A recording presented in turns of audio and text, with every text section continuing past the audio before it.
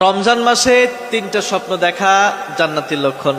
আমরা হরহামেশাই আমরা স্বপ্ন দেখে থাকি, রমজান মাসেও আমরা স্বপ্ন দেখি। তো এই যে স্বপ্নগুলো আমরা দেখি, স্বপ্নগুলো তিনটা ক্যাটাগরিতে ভাগ করা হয়েছে। একটা হলো সত্য স্বপ্ন, যেটা আল্লাহ তাআলার পক্ষ থেকে আসে। আরেকটা স্বপ্ন হলো শয়তানি স্বপ্ন, যেটা শয়তান মানুষের দেখায়। আরেকটা স্বপ্ন যেটা সারাদিন মানুষগুলো চিন্তা ভাবনা করে, রাতের বেলা যখন ঘুমায় তখন মানুষগুলো ওই স্বপ্নগুলো দেখে। তো কোন তিনটা স্বপ্ন যদি রমজান মাসে আপনি দেখেন তাহলে আপনি বুঝবেন যে আপনি জান্নাতি বা জান্নাতের একটা লক্ষণ।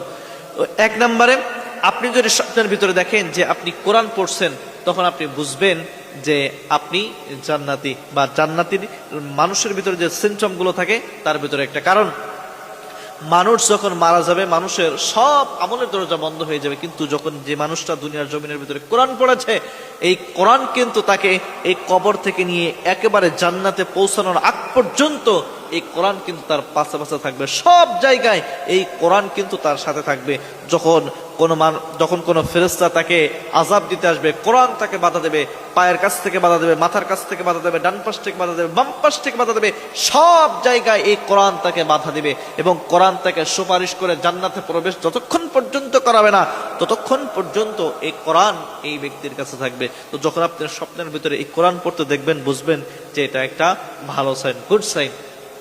এরপরে দুই নম্বরে, আপনি যদি দেখেন যে আপনি গোসল করেছেন, যখন গোসল করবেন এই স্বপ্ন যদি আপনি দেখেন তাহলে আপনি বুঝবেন যে এটাও হলো একটা ভালো লক্ষণ বা জান্নাতি একটা লক্ষণ। কারণ একটা মানুষ স্বপ্নে যখন গোসল করে, স্বপ্নের যে ব্যাখ্যা যারা করেন, যে স্বপ্নের বিশরদ যারা রয়েছেন, ইবনে সিরিন রহমাতুল্লাহি আলাইহি তিনি বলেছেন, যদি কোনো ব্যক্তি যে স্বপ্নে দেখে যে তিনি গোসল করতেছে, তো তার মানে হলো ওই যে সব গোসল করার পরে তার গা থেকে, শরীর থেকে যে ফোটায় ফোটায় যতগুলো এই আপনার পানি ফোটায় ফোটায় পড়বে, যে আল্লাহ তাআলা ততগুলো গুনাহ আল্লাহ তাআলা তার সরিয়ে দেবে। সুবহানাল্লাহ।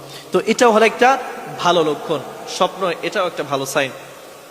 এরপরে তিন নম্বর যেটা, আপনি যদি দেখেন যে আপনি অনেকগুলো মানুষকে নিয়ে আপনি নামাজের ভিতরে, নামাজ শেষ করে আপনি দোয়া করতেছেন, নামাজ আদায় করে আপনি দোয়া করতেছেন, বা আপনি একা একা হতে পারে বা অনেক মানুষ নিয়ে হতে পারে।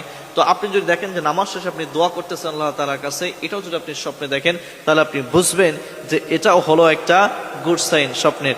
তো এটা দেখলে আপনারা নিজেকে একটু প্রিপেয়ার করে নেবেন যে আল্লাহ তাআলা হয়তো আমাকে সঠিক পথে দিয়েছেন, তো সুতরাং এখন থেকে আমাকে নামাজ, রোজা, এখন তাসবিহ, তাহলিল যা কিছু রয়েছে সব কিছু ঠিকঠাক ভাবে আদায় করতে হবে।